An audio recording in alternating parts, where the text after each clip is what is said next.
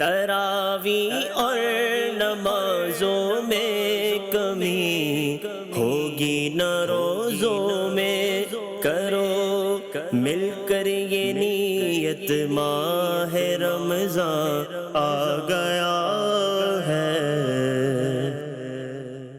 الحمد للہ رب العالمین والصلاة والسلام علی سید المرسلین، اما بعد فاعوذ باللہ من الشیطان الرجیم، بسم اللہ الرحمن الرحیم۔ الصلاة والسلام علیک یا رسول اللہ وعلی آلک واصحابک یا حبیب اللہ۔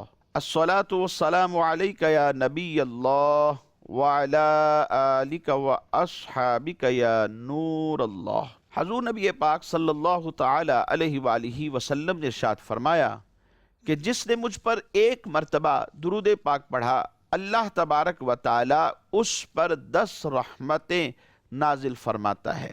صلو علی الحبیب صلی اللہ تعالی علی محمد صلی اللہ تعالی علیہ وسلم۔ پیارے اسلامی بھائیوں، مدنی چینل کے ناظرین، ہم آج پھر اپنے سلسلے درس تراویح میں آپ کو خوش آمدید کہتے ہیں۔ حصول ثواب کی خاطر بیان سننے سے پہلے اچھی نیتیں بھی فرما لیجئے کہ فرمان مصطفیٰ صلی اللہ تعالی علیہ وآلہ وسلم ہے، نیت المؤمن خیر من عملہ، مومن کی نیت اس کے عمل سے بہتر ہے۔ مدنی چینل کے ناظرین، آج کے سلسلے میں آپ سماعت فرمائیں گے قرآن کریم فرقان حمید سے 24ویں سپارے کا خلاصہ۔ ابتدا میں ہی سورہ زمر کا بقیہ حصہ ہے، کیونکہ 23ویں سپارے کے آخر میں سورہ زمر کا کچھ حصہ موجود تھا اور بقیہ سورہ زمر 24ویں سپارے کے آغاز میں ہی موجود ہے۔ سورہ زمر کے بارے میں مفسرین نے لکھا کہ 2 آیات بینات کے علاوہ بقیہ سورہ مکی ہے۔ اس سورہ مبارکہ میں 8 رکوع ہیں اور 75 آیات بینات ہیں۔ زمر اس کا نام رکھا گیا۔ زمر کا معنی ہے کئی گروہ اور کئی جماعتیں، چونکہ اس سورہ مبارکہ کی آیت نمبر 71 میں کفار کو گروہ در گروہ جہنم کی طرف ہانکنے کا ذکر موجود ہے۔ وَسِيقَ الَّذِينَ كَفَرُوا إِلَىٰ جَهَنَّمَ زُمَرًا، اور اسی طرح آیت نمبر 73 میں اللہ تبارک و تعالی سے ڈرنے والوں کو گروہ در گروہ جنت کی طرف چلائے جانے کا ذکر بھی موجود ہے۔ اسی مناسبت سے اس سورہ مبارکہ کا نام زمر رکھا گیا۔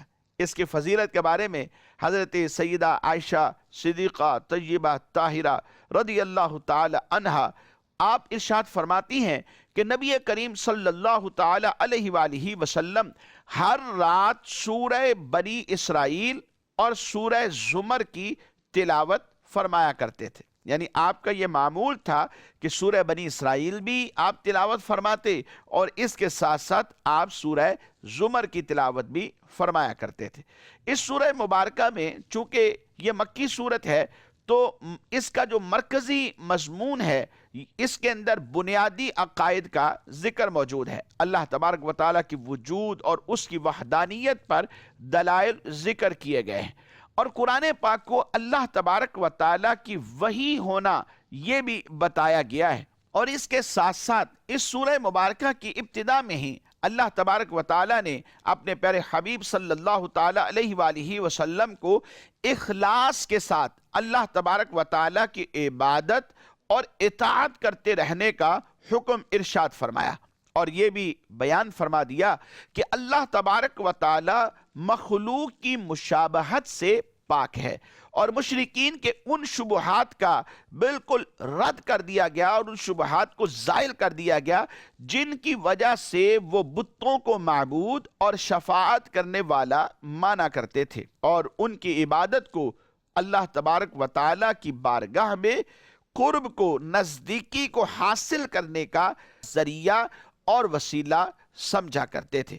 اللہ تبارک و تعالیٰ کی وحدانیت پر زمین و آسمان کی تخلیق، رات اور دن کے آنے جانے، سورج اور چاند کے مسخر ہونے اور مختلف مراحل میں انسان کی تخلیق سے استدلال فرمایا گیا، اور کفار کی اس عادت پر ان کی مذمت بیان کی گئی کہ جب ان پر مصیبت آتی ہے تو بتوں کی بجائے اللہ تبارک و تعالیٰ کی بارگاہ میں گریہ و زاری کرنے لگ جاتے ہیں، اور جب انہیں آسانیاں ملتی ہیں تو پھر اللہ تبارک و تعالیٰ کو بھول جاتے ہیں۔ اس سورہ مبارکہ کے آخر میں قیامت کے احوال بیان کیے گئے اور کفار اور مسلمانوں کی جزا کو بھی بیان کر دیا گیا۔ ناظرین، اس سورہ زمر میں اللہ تبارک و تعالیٰ پر توکل کرنے اور صرف اسی سے ڈرنے کی تعلیم بھی دی گئی ہے۔ اللہ تبارک و تعالیٰ ارشاد فرماتا ہے الیس اللہ بکاف عبدہ وَيُخَوِّفُونَكَ بِالَّذِينَ مِن دُونِهِ وَمَن يُضْلِلِ اللَّهُ فَمَا لَهُ مِنْ هَادٍ وَمَن يَهْدِ اللَّهُ فَمَا لَهُ مِن مُضِلٍّ أَلَيْسَ اللَّهُ بِعَزِيزٍ ذِي انتقام۔ کیا اللہ اپنے بندے کو کافی نہیں اور وہ تمہیں اللہ کے سوا دوسروں سے ڈراتے ہیں، اور جسے اللہ گمراہ کرے اس کے لیے کوئی ہدایت دینے والا نہیں ہے، اور جسے اللہ ہدایت دے اسے کوئی بہکانے والا نہیں ہے۔ کیا اللہ سب پر غالب بدلہ لینے والا نہیں؟ بعض مفسرین نے کہا کہ کفار عرب نے نبی کریم صلی اللہ تعالی علیہ وآلہ وسلم کو بتوں سے جب ڈرانا چاہا، اور آپ صلی اللہ علیہ وسلم سے آ کر انہوں نے یہ کہا کہ آپ ہمارے معبودوں یعنی بتوں کی برائی بیان کرنے سے باز آئیے، ورنہ وہ آپ کو اس طرح نقصان پہنچائیں گے کہ ہلاک کر کے رکھ دیں گے یا عقل کو وہ فاسد کر دیں گے۔ تو تب اللہ تبارک و تعالیٰ نے یہ آیہ مبارکہ نازل فرمائی۔ بعض مفسرین نے اس آیہ مبارکہ کے حوالے سے یہ بھی ارشاد فرمایا کہ حضرت خالد بن ولید رضی اللہ تعالی عنہ کے بارے میں یہ آیہ مبارکہ نازل ہوئی ہے۔ حضرت قتادہ رضی اللہ تعالیٰ عنہ فرماتے ہیں کہ خالد بن ولید رضی اللہ تعالی عنہ عزا بت کی طرف آپ آگے بڑھے تاکہ اسے کلہاڑے کے ساتھ توڑ کر رکھ دے۔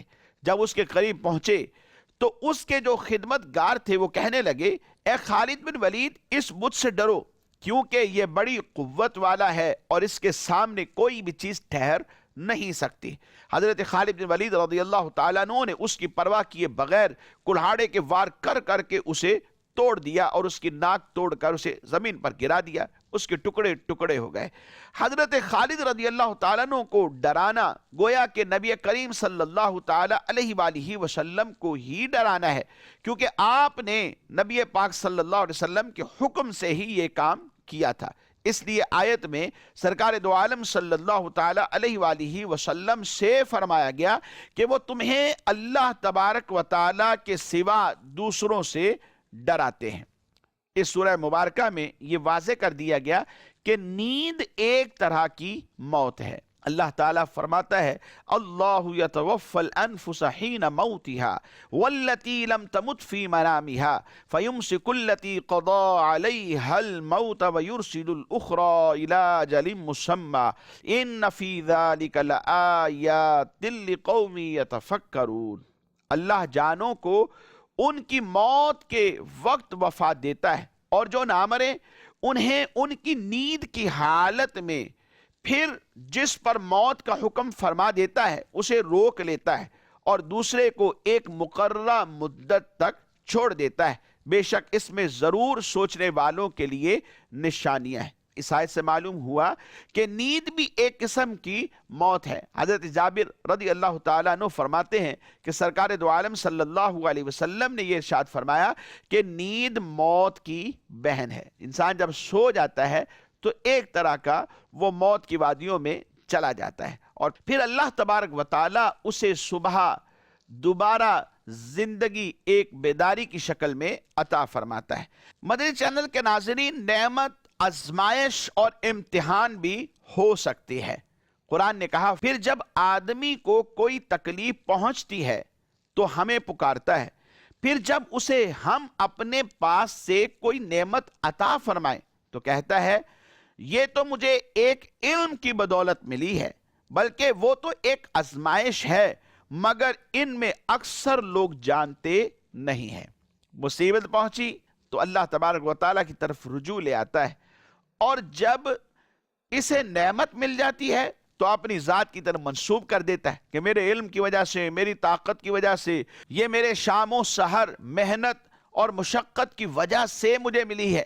یعنی جب نعمت ملی تو اسے اپنی ذات کی طرف منسوب کر دیا، اور جب مشکل آ گئی تو پھر اس مشکل پر یہ اللہ تبارک و تعالیٰ کی بارگاہ میں جھک جاتا ہے، گڑ گڑانے لگتا ہے اور اس سے التجائیں کرنے لگتا ہے، لیکن خوشحالی کے دنوں میں اپنے رب کو بھول جاتا ہے. یہ کفار کا طریقہ تھا، لیکن آج کے جو مسلمان ہیں کچھ فرق بظاہر نظر نہیں آتا.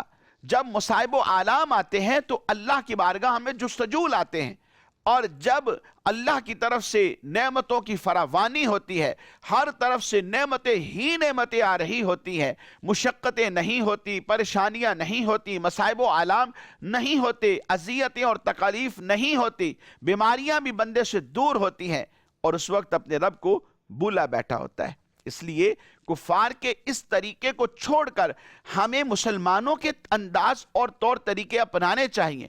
ہمیں ہر حال میں اپنے رب کی بارگاہ میں صابر و شاکر رہنا چاہیے، کیونکہ کفار کو بھی جب نعمتیں ملا کرتی تھی تو وہ اپنی طرف تصور کرتے اور اللہ رب العزت کو بھول جاتے تھے.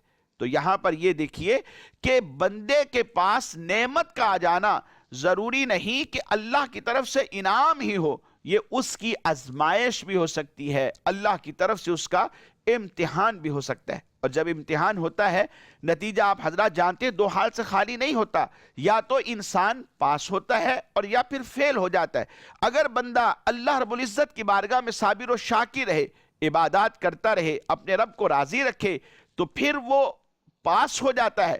اور اگر وہ ناشکری میں ہی پڑا رہے یا ان نعمتوں میں آ کر کے وہ اللہ تبارک و تعالیٰ کی یاد سے یکسر غافل ہو جائے، عبادات کو ترک کر دے، تو پھر اس آزمائش میں یہ شخص فیل بھی ہو سکتا ہے. اور فیل ہونے کا مطلب یہی ہے کہ بندہ جہنم کی آگ کا ایندھن بن جائے گا. اللہ تبارک و تعالیٰ ایسی آزمائشوں سے ہمیں محفوظ فرمائے. گناہگاروں کو اللہ تبارک و تعالیٰ کی رحمت اور مغفرت سے مایوس نہیں ہونا چاہیے. اس سورہ مبارکہ میں یہ بھی بیان کر دیا گیا. فرمایا قل یا عبادی الذین اسرفوا علی انفسہم لا تقنطوا من رحمت اللہ ان اللہ یغفر الذنوب جمیعا انہ هو الغفور الرحیم.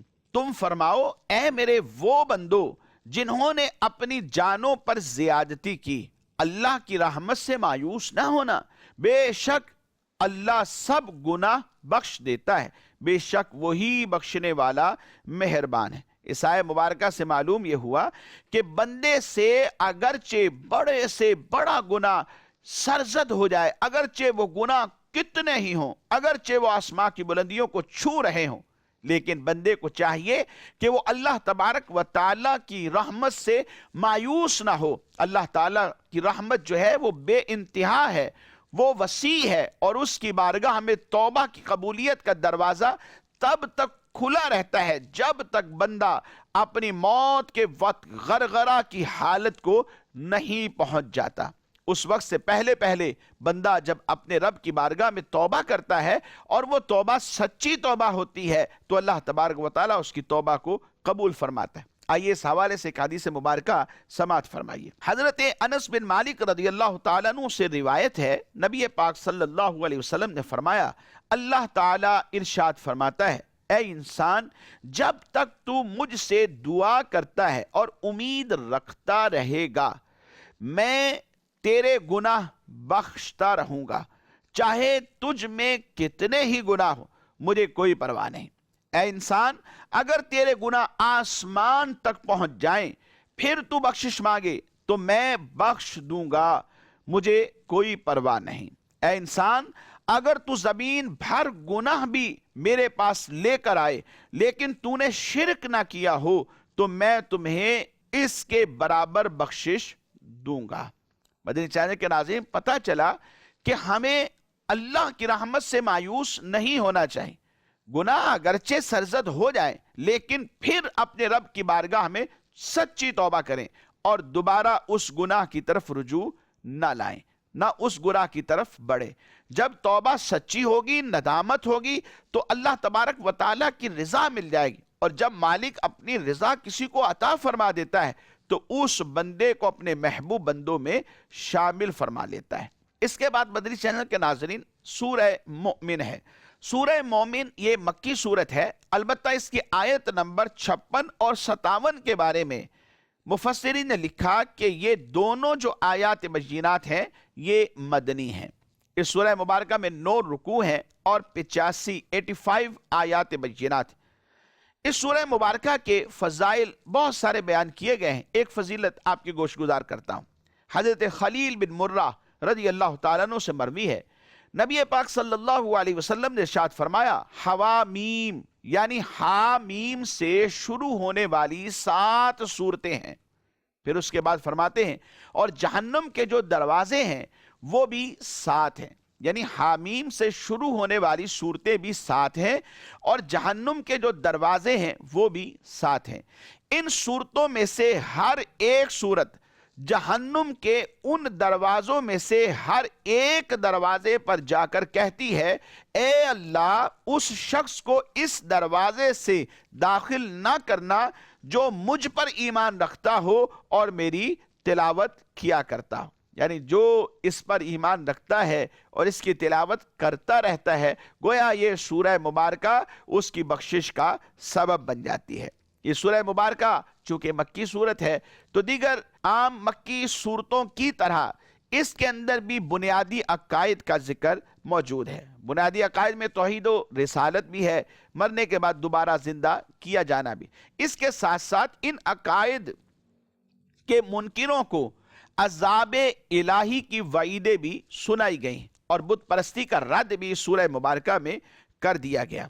انبیاء کرام علیہ السلام کو جھٹلانے کی وجہ سے سابقہ امتوں کی ہلاکت کے بارے میں بیان کر کے کفار مکہ کو ڈرایا گیا کہ اگر یہ اپنی اس روش سے باز نہ آئے تو جیسے سابقہ امتوں کا انجام ہوا کہ جنہوں نے اپنے انبیاء کو جھٹلایا تھا تو اللہ تبارک و تعالیٰ کی طرف سے آنے والے عذاب نے انہیں آ لیا، تو اسی طرح اگر تم بھی جھٹلاتے رہے تو تم پر بھی عذاب الہی آ سکتا ہے۔ اور اس سلسلے میں حضرت موسیٰ علیہ نبینا علیہ السلام اور فرعون، حامان اور قارون کا جو واقعہ ہے اس سورہ مبارکہ میں 24ویں سپارے میں بیان کیا گیا ہے، اور اس میں فرعون کی قوم کے ایک مومن شخص کا بطور خاص ذکر بھی کر دیا گیا ہے، جس نے حضرت موسیٰ علیہ نبینا علیہ السلام کی حمایت میں فرعون کے دربار میں گفتگو کی کہ ایک شخص کو تم اس وجہ سے مارنا چاہتے ہو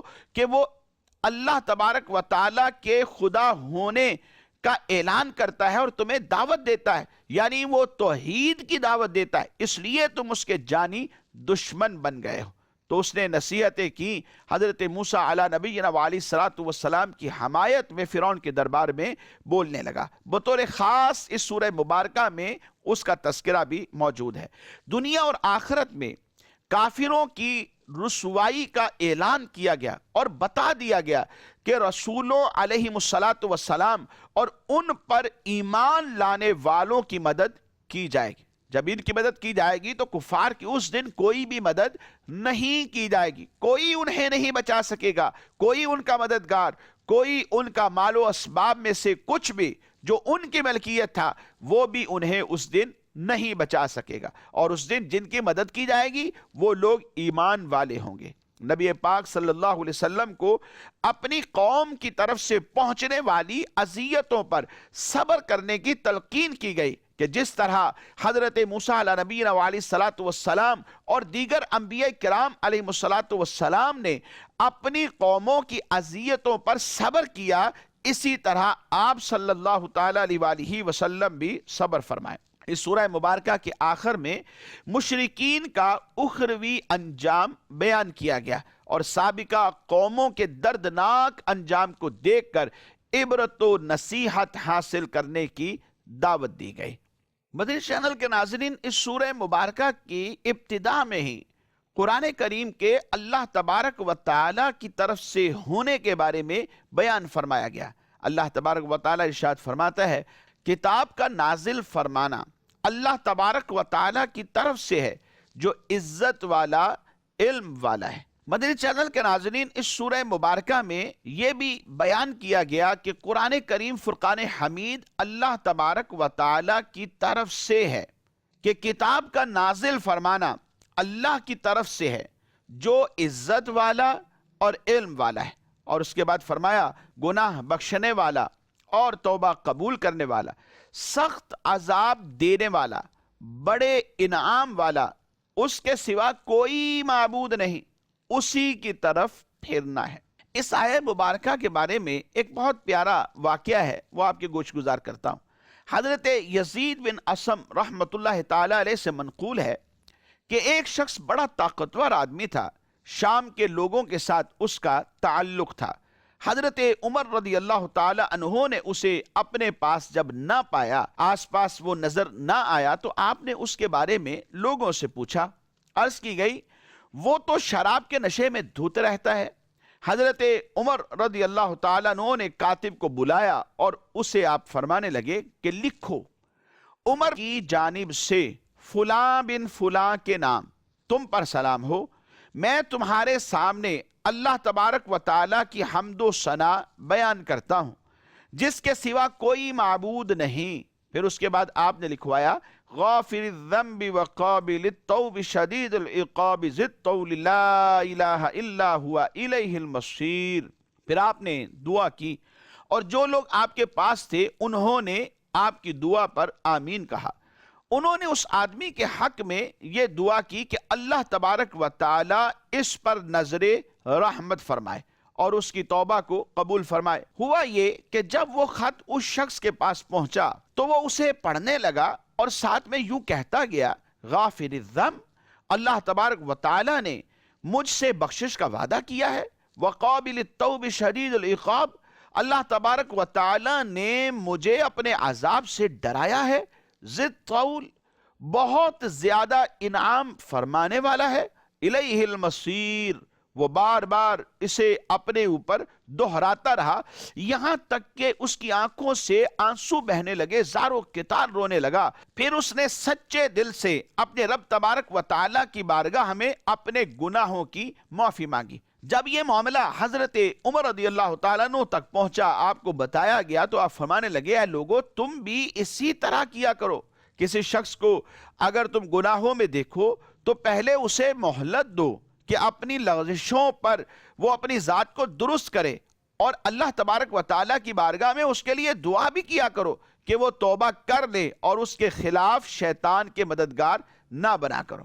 مدنی چینل کے ناظرین، لوگوں کو اس سے نصیحت حاصل کرنی چاہیے کہ کسی بھی شخص کو اگر گناہ میں مبتلا دیکھتے ہیں تو پھر اسے برا سلوک کرنے کی بجائے اسے موقع دیں اور اچھا سلوک کریں، اسے نصیحت کریں تاکہ وہ اپنے گناہوں سے باز آ جائے، اسے موقع مل جائے، اور اس کے لیے اللہ تعالیٰ کی بارگاہ میں دعا بھی کرنی چاہیے، نہ یہ کہ اس کو گناہوں پر فوراً ملامت کرنے لگیں، لوگوں کے سامنے اسے ذلیل و رسوا کرنے لگیں، یہاں تک کہ وہ گناہوں میں اور زیادہ جری ہو جائے۔ ایسا کرنے کی بجائے اسے الگ سے سمجھانا چاہیے، اسے نصیحت کرنی چاہیے، تاکہ الگ سے کی ہوئی نصیحت اور جو اس کے لیے دعا کی جائے گی، اس دعا کی وجہ سے بندہ اپنی ذات کو بدلنے کے لیے موقع دے۔ جی ہاں مدنی چینل کے ناظرین، بیسیوں مرتبہ ایسا ہوتا ہے، یہ بات دیکھنے کو ملتی ہے، جب تنہائی میں کسی کو نصیحت کریں اور اس کی اصلاح کریں تو وہ قبول کر لیتا ہے، اور جب لوگوں کے سامنے اسے نصیحت کی جائے اور اسے برا بھلا کہا جائے تو وہ نصیحت کو قبول کرنے کی بجائے الٹا جری ہو جاتا ہے اور پھر گناہوں میں ایسا پڑتا ہے کہ گناہوں کی دلدل میں اتر جاتا ہے اور واپسی کے راستے بھی اس کے پھر مشکل نظر آ رہے ہوتے ہیں۔ مدنی چینل کے ناظرین، اللہ تعالیٰ سے دعا کرتے ہیں کہ مالک کائنات جو کچھ آج کے اس سلسلے میں سماعت کیا، ہم سب کو عمل کی توفیق دے۔ ہمارے آج کے سلسلے کا چونکہ وقت اختتام کو پہنچا، آئندہ تک کے لیے اجازت دیجیے۔ رب کریم ہم سب پر اپنا رحم و کرم فرمائے اور ماہ محترم رمضان المبارک کی بہاریں، برکتیں، رحمتیں زیادہ سے زیادہ حاصل کرنے کی توفیق نصیب فرمائے۔ آمین بجاہ النبی الامین صلی اللہ تعالی علیہ وآلہ وصحبہ وبارک وسلم۔ تراویح اور نمازوں میں کمی ہوگی نہ روزوں میں، کرو مل کر یہ نیت فضیلت ماہ رمضان